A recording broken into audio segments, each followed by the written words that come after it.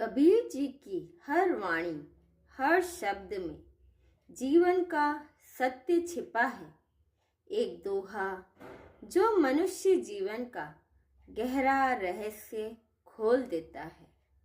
मैं जानू मन मरी गया, मर के हुआ भूत, मुँहे पीछे उठी लगा, ऐसा मेरा पूत। कबीर साहिब यहाँ किसी साधारण मृत्यु की बात नहीं कर रहे। यह दोहा मन की मृत्यु की बात करता है, जहाँ मनुष्य का झूठा अहंकार, लोभ और मोह समाप्त होता है। कबीर साहिब कहते हैं, जब तक मन जीवित है तब तक माया का बंधन बना रहेगा। मन ही हमें बार बार संसार में खींच लाता है, कभी इच्छाओं में, कभी गुस्से में, कभी लोभ में।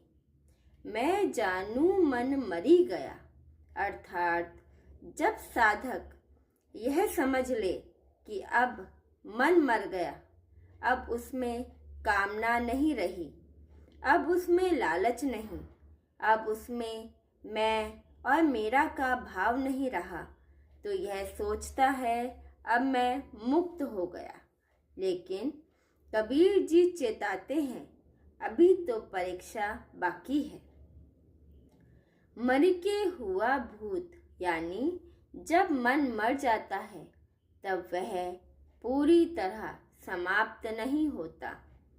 भूत का मतलब है जो मर गया पर फिर भी इधर उधर भटकता है।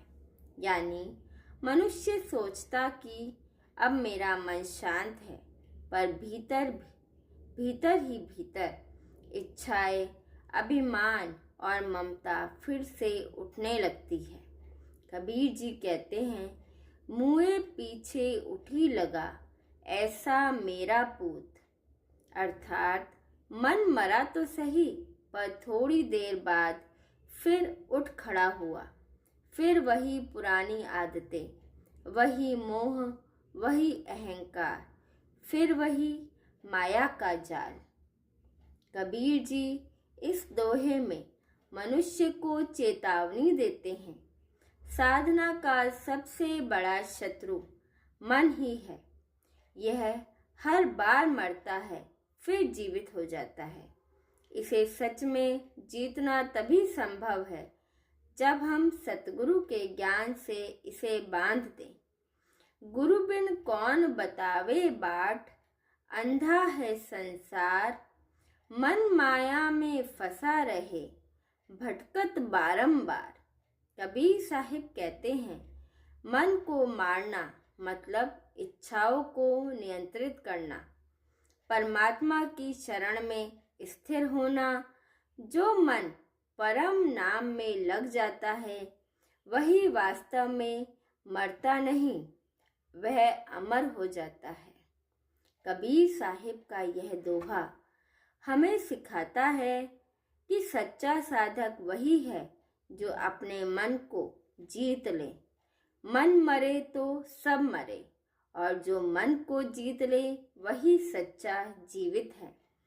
कबीर कहे, सुनो भई साधो, मन को मारे कोई, मन मरा तो जग मरे, मन जीवित दुख होई। हमारे साथ बने रहने के लिए धन्यवाद। सत साहिब।